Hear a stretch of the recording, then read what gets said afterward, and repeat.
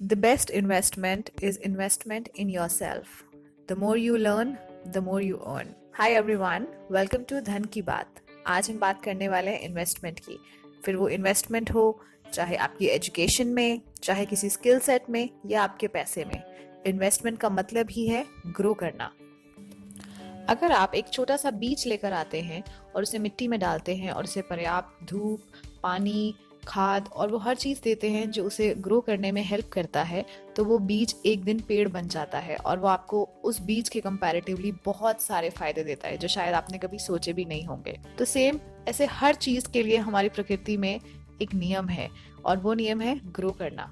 तो क्यों ना हम यही सेम चीज आज पैसे के बारे में भी सोचें। फाइनेंस की नजर से देखते हैं इन्वेस्टमेंट है क्या। एग्जाम्पल लेते हैं, अगर आपके पास 10,000 रुपए हैं और आपने उस 10,000 रुपए को अगर वहीं खर्च कर दिया या उसे कुछ खरीद लिया तो उसकी वैल्यू उसी टाइम खत्म हो गई। ये बिल्कुल सेम है उस बीज को उसी वक्त कंज्यूम कर लेना, उसे खा लेना और ना कि उसे आगे ग्रो करना। अब आपके पास दूसरा ऑप्शन क्या आता है कि आप उस 10,000 रुपए को कहीं ऐसी जगह डालें जहां पे उसकी वैल्यू बढ़े, वो 10 से 20 बने या उससे कई गुना ज्यादा। और उन्हीं उन्हीं सब ऑप्शंस को हम इन्वेस्टमेंट कहते हैं। अब हम बात करते हैं एक नॉर्मल ह्यूमन माइंडसेट की। अगर हमारे पास पहले पैसे आते हैं तो हम सबसे पहले उससे हम अपने बिल्स पे करते हैं, फिर जो पैसे बच जाते हैं उसे हम सेव कर लेते हैं या बैंक अकाउंट में डाल देते हैं, सेविंग्स अकाउंट जिसे कहा जाता है। और जहां बात आती है इन्वेस्टमेंट की तो हम कहते हैं हमारे पास इसके अलावा पैसे ही नहीं है इन्वेस्ट करने के लिए। अब यहाँ पे यही चीज हमें थोड़ी सी चेंज करनी है। अगर आपके पास कुछ पैसे हैं तो सबसे पहले आप में से उसमें से कुछ पैसा साइड पे निकाल के रख दें जो कि आपको इन्वेस्ट करना है, और फिर उसमें से कुछ पैसा रखें जो आप अपनी सेविंग्स के तौर पे रखेंगे, और जो बच गया है पैसा वो आप उसे खर्च करेंगे अपने बिल्स पे करने के लिए या अपने रोजमर्रा की जिंदगी के लिए। ये एक सुनने में अजीब लगेगा पर ये एक उल्टा साइकिल है जो आज तक हम फॉलो करते आए हैं, क्योंकि हम जानते हैं कि ग्रोथ के क्या फायदे हैं। इसलिए हम सबसे पहले अपना सारा जो अमाउंट है उसमें से एक मेजर चंक इन्वेस्टमेंट में डालेंगे। अब जानते हैं कि क्यों हमें इन्वेस्टमेंट करना चाहिए। आपने इन्फ्लेशन के बारे में तो सुना ही होगा, तो आप जानते हैं इन्फ्लेशन है क्या।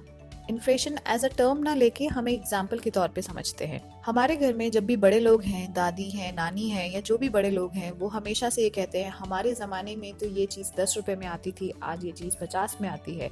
खाने में वो दूध इतने का आता था, आज वो दूध की वैल्यू इतनी है। तो क्या हमारे खर्चे बढ़ गए हैं? नहीं। क्या हमारी जरूरतें बढ़ गई हैं? बिल्कुल भी नहीं।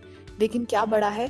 चीज की वैल्यू बढ़ गई है। उसके लिए जो हम पैसे पहले देते थे, आज उतने पैसे में वो चीज हमें नहीं मिलती है।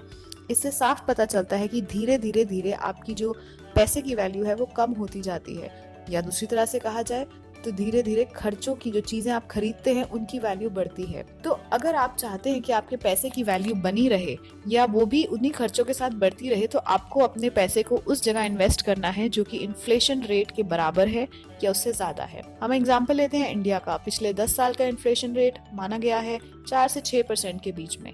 मतलब जो चीज अब आपसे 10 साल पहले आप 100 में खरीदते थे, वो हर साल 5% बढ़ के 105 हुई, 110 के बाद फिर धीरे धीरे 5% बढ़ के आज उसकी वैल्यू इतनी हो गई है कि आप वो चीज अब 100 रुपए में नहीं खरीद पाएंगे।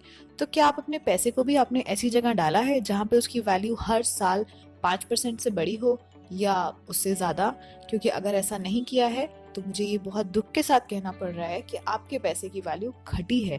इट इज सिमिलर टू कि आपने आपके अकाउंट से हर साल किसी ने 5% पैसे निकाल लिए हैं, जो कि फिजिकली ऐसा नहीं हुआ है लेकिन उसकी वैल्यू कम हुई है। तो वही बात सिमिलर उसी तौर पे सामने आ जाती है। अब आप ये समझ गए हैं इन्वेस्टमेंट होता क्या है और वो हमें क्यों करना चाहिए और कितना करना चाहिए। लेकिन अब आता है कि हम कहाँ करें। तो इसके तो बहुत सारे ऑप्शंस हैं, लेकिन हम छोटे से कुछ ऑप्शंस बता सकते हैं यहाँ पे। जैसे कि एक है सेविंग्स बैंक अकाउंट। अगर आप सेविंग्स बैंक अकाउंट में डालते हो पैसा, मतलब आपने अपने अकाउंट में रखे हुए हैं और आपने अपने खर्चे के बाद जो बच गए हैं वो पैसों का कुछ नहीं किया है, तो आपको उस बैंक से कुछ इंटरेस्ट मिलेगा। और आज का रेट है 3.5 to 4%। ये इंटरेस्ट रेट चल रहा है। अगर इन्फ्लेशन रेट 5% है तो आपका जो पैसा है वो सिर्फ 3.5% से ग्रो हो रहा है। तो अभी भी आप 1.5% के लॉस पे हैं। अभी तो हमने इसमें टैक्स इम्प्लीकेशन लिए भी नहीं है। तो आपका पैसा उतनी स्पीड से नहीं बढ़ रहा है बैंक अकाउंट में जितनी स्पीड से खर्चे बढ़ रहे हैं या इन्फ्लेशन रेट बढ़ रहा है। तो आपको अपने पैसे को बैंक अकाउंट में ना रखकर उसे ऐसी जगह डालना चाहिए जहां पे वो 5% या उससे ज्यादा में ग्रो करे। और इसके अलावा और भी कई सारे ऑप्शंस हैं। अगर आप और इन्वेस्टमेंट के ऑप्शंस जानना चाहते हैं तो नीचे दिए गए लिंक पे जो वीडियो है आप उसे जरूर देखें। इस वीडियो को बनाने का हमारा पर्पस ये था कि आप ये समझें कि इन्वेस्टमेंट करना कोई नई चीज नहीं है, हम हमेशा से करते आए हैं, चाहे वो एजुकेशन में हो, चाहे वो हमारे प्लान्स में हो या किसी भी चीज में। बस पैसे के बारे में हम ऐसा नहीं सोचते, लेकिन आज से हमें वही करना है कि इन्वेस्ट करना है और ऐसी जगह करना है जिससे हमें फ्यूचर में बेनिफिट्स हो। शॉर्ट टर्म ना सोचकर लॉन्ग टर्म के बारे में सोचें। With this thought, signing off, take care, stay safe.